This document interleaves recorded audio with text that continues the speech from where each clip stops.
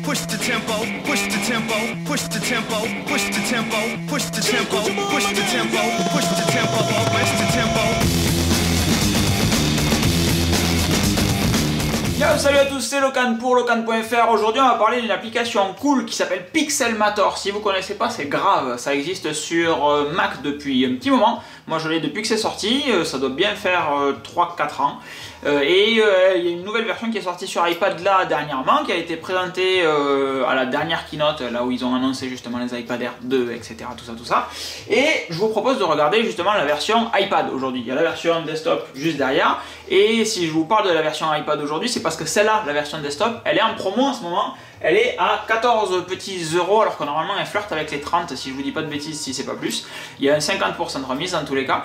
Et elle gère évidemment end-off, etc. Tout bien, le partage de documents via iCloud, etc. avec votre iPad. Donc vous pouvez très bien commencer un truc sur l'iPad, commencer un document, quel qu'il soit, et le récupérer ensuite sur Pixelmator sur votre Mac. Pixelmator sur Mac, c'est un soft qui s'apparente un petit peu à Photoshop. C'est un petit peu le même délire. Il y a moins de fonctions que sur Photoshop. Photoshop, c'est la grosse artillerie lourde, pas du tout optimisé, c'est le soft dégueulasse par excellence que j'exècre. En revanche, Pixelmator, c'est tout le contraire, autant sur iPad que sur Mac. C'est le soft qui est développé de la meilleure des manières, qui utilise toutes les technologies disponibles sur Mac ou sur iPad, qui est optimisé au micro-poil de cul, vraiment. C'est le seul soft, par exemple, sur le Mac Pro, qui arrive à utiliser 100%, enfin 80% pardon, des deux cartes graphiques sur le Mac Pro. Truc incroyable, Final Cut Pro est développé par Apple, c'est Apple qui propose le Mac Pro évidemment, et j'arrivais jamais à passer les 20%. Pixelmator, lui, oui, va tout gérer à fond, et c'est vraiment bien d'avoir un soft optimisé, ça change totalement la vie. Donc aujourd'hui, comme je vous disais, on va parler de la version iPad, mais pour ça, il faut que vous vous rapprochiez du bureau, parce que là, vous y voyez rien. Alors, sur la version iPad, comment ça se passe? Il y a Pixelmator ici, tout simplement, donc avec tous les documents que j'ai dans mon iCloud Drive, sur l'ordinateur, enfin non, dans iCloud Drive en réalité, que je peux récupérer ici. Je peux tout simplement modifier un fond d'écran, celui que je veux. Ça c'est le fichier dont je me sers pour faire des triples captures d'iPhone sur l'ordi, sur les articles, pardon. Ici, petit plus, on va créer une nouvelle image, mais depuis la bibliothèque photo. Vous pouvez prendre une photo, la récupérer depuis iCloud Drive ou en créer une de toute simple, un fond blanc, et puis en avant vous y allez. On va en prendre une que j'ai sélectionnée spécifiquement pour vous, à savoir celle-ci de mademoiselle Madzilla. Donc, une fois qu'on est là, en dehors d'avoir une très jolie photo, bien sûr, il y a des menus ici, donc où on va revenir un petit peu plus tard, Paint and Erase, Retouch, etc. Moi, je suis en anglais, mais le soft gère le français.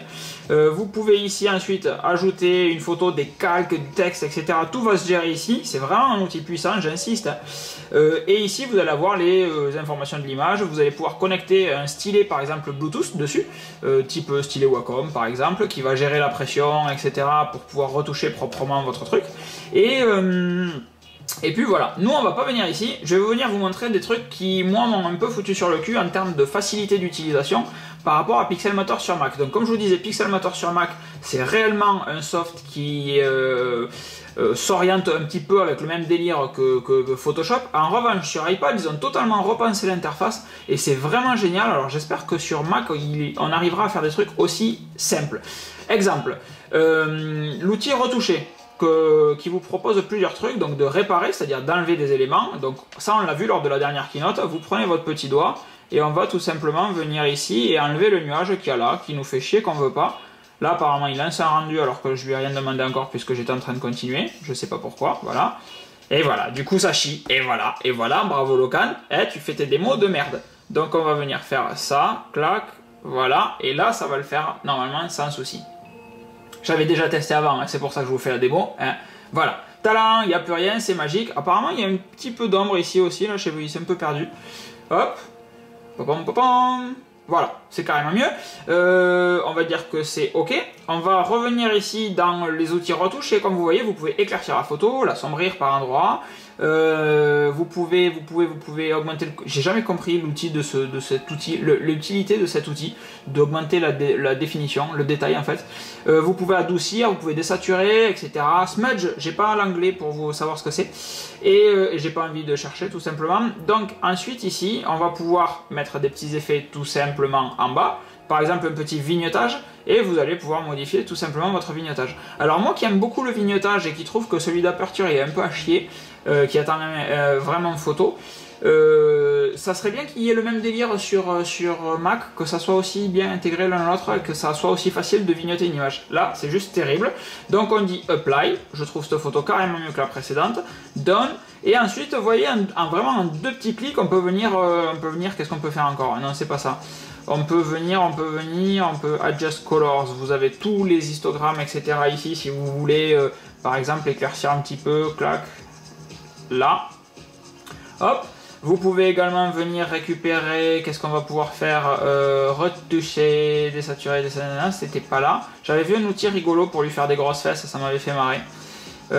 Soft brush, non, c'est pas ça, je veux pas peindre non plus dessus. C'est génial, vous avez vu les démos avec Locan, c'est absolument fabuleux quoi.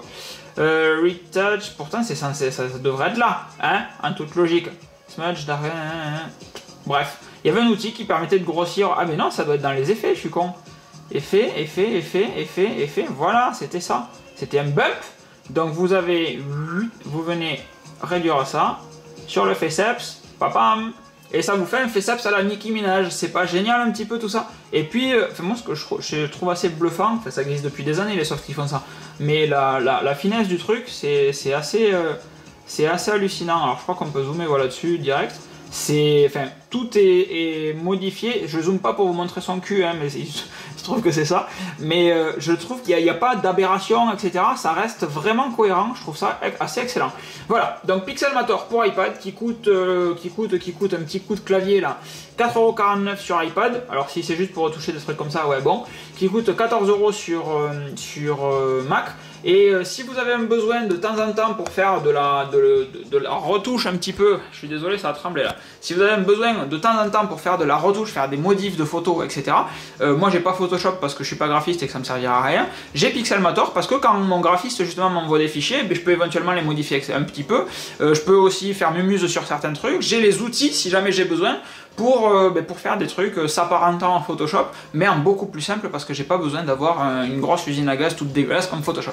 Voilà, donc si vous prenez les deux par exemple, ça fera 20 €, alors qu'avant c'était 40 ou 50 €, 40 €, je crois que c'était 30 €, enfin bon bref, on s'en fout. Voilà, c'était juste la présentation de Pixelmator sur iPad. Je suis réellement fan de cette appli, l'ergonomie a vraiment été totalement repensée. Ils faisaient une application qui était géniale sur Mac et ils ont su encore se remettre en question pour faire une application terrible sur iPad. Et vu que le logo de Pixelmator sur iPad ressemble vachement au logo de l'application iPhoto sur iPad, je suppute que dans iOS 9 ça sera l'outil intégré au système pour venir modifier les photos. Parce que je pense pas qu'Apple les aurait présentés à la keynote s'ils avaient en plus qu'ils aient fait un logo réellement identique. Je fais pas plus loin, je vous fais des grosses bises, c'était Locan pour locano.fr. Ciao. Push the tempo, push the tempo, push the tempo, push the tempo, push the tempo, push the tempo.